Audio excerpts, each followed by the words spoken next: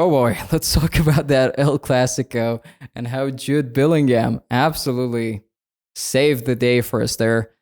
I'm happy. I'm on top of the world. I imagine like all the Madrid fans around the world feel the same way. We're overwhelmed with emotions because of that comeback in El Clasico. It's amazing, right? It's always amazing to win a game like that. But at the same time, I've got serious concerns. Welcome to the channel. My name is Shayan, and here I provide content about Real Madrid, our favorite team in the world. We're going to talk about El Clasico. We're going to talk about all the things that happened in the match. We're going to recap the goals, the tactical stuff that happened behind the curtains. I'm going to touch on all of them. And I'm going to talk about a serious concern that I have right now about Carlo Ancelotti, and I've been having this for a while, to be honest with you. And it's the question of why he has to choose the wrong starting 11 all the time. I just don't get it, to be honest with you. I love making comebacks as much as the next guy, and I love Carlo Ancelotti as a coach.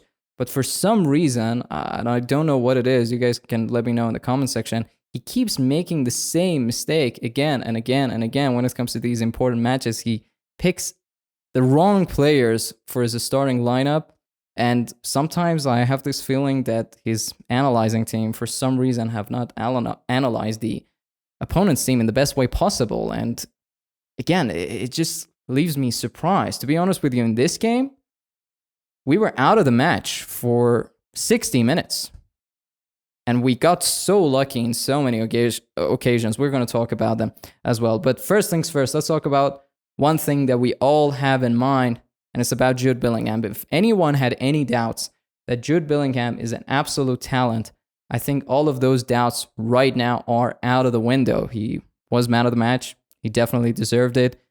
Scoring 2 goals in his first El Clasico, it's absolutely bonkers to me as a Madrid fan. I can't imagine what like fans of other teams are saying about Jude Bellingham. I know everyone is wishing that they had this guy on their team because he's amazing. He's absolutely amazing at this age. Like, imagine what he can do when he even has more experience. As a person, I'm definitely jealous and I'm envious of the things that he's doing, but I'm so proud of him. As a Madrid fan, I thank God that he's on our side, right? Because he saved us the day.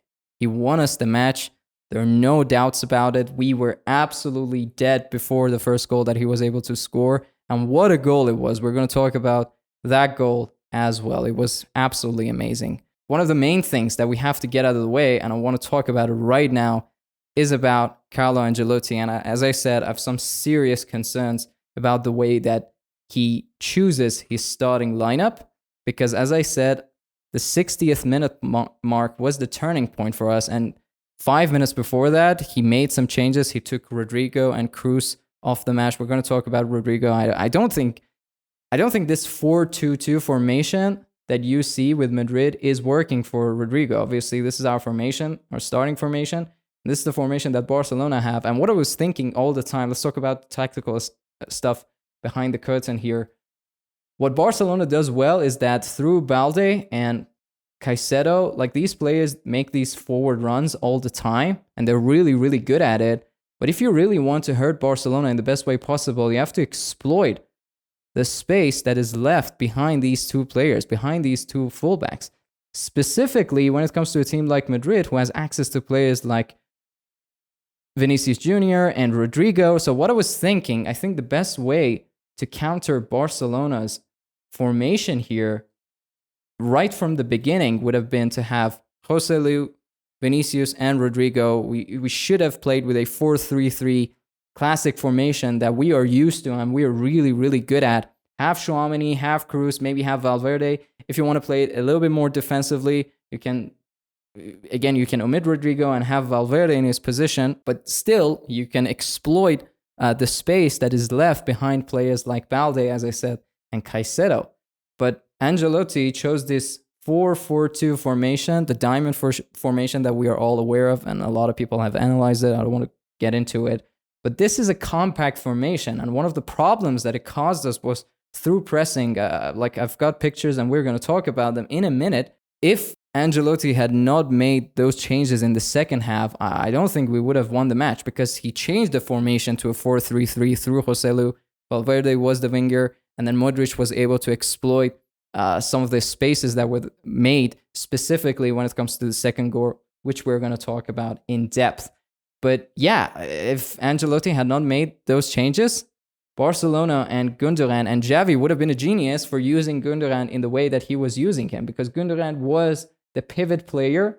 So they had Gavi, who was making all the interventions of the ball, and he was like trying to interrupt our style of play, which he did, I think, perfectly in the first half. And then it was Gundogan's job to distribute the ball in the best way possible, which he did. Like, he's the kind of player that can do this in the best way possible. He was really, really successful at doing what he does in the first half. And that was one of the main reasons that we were not good at pressing. We were not good at keeping the ball. And those things, if it hadn't been for Jude Bellingham, would have cost us this match. It was a very important match. We should have won to take the lead back, to, again, get back to the top of the La Liga sports table. But yeah, those are the things that really concern me, because Ancelotti has shown me yet again that he does not know what he's doing with his starting formation. And it is a concern for me because, listen, if it was the first time that I've seen such a thing happen, I would have been okay. I would have said, okay, Ancelotti is going to learn from his mistake. We're hopefully are not going to see that moving forward. But Ancelotti has done this time and time and again. I don't know if it's his stubbornness. I don't know. Like, a lot of people have talked about the fact that he trusts like a handful of players, and we have seen that, honestly. There's nothing like on the contrary to that. But yeah, this season we saw it against Atletico Madrid. Last season we saw it against Man City, that horrible defeat. A couple of seasons ago we saw him choosing like the weirdest, most bizarre formation against Barcelona. And the problem that I have is that he makes like these changes in the worst time possible in a very crucial match, a key match like El Clasico. I just don't appreciate that about Carlo Ancelotti, and that is a concern. I wanted to get that out of the way. As much as I love him, when it comes to the relationship that he has with the players on a personal level, tactically speaking, sometimes like he makes the weirdest decisions that I cannot like fathom, to be honest with you.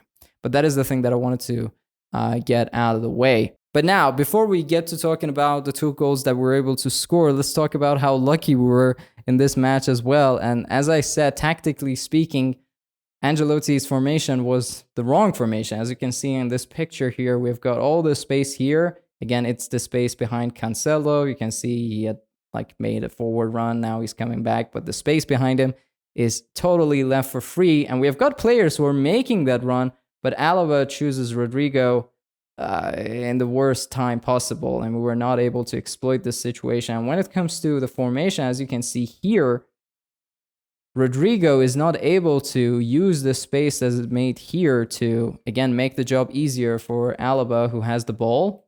And it makes it really hard for Alaba to pass the ball and distribute the ball in the best way possible.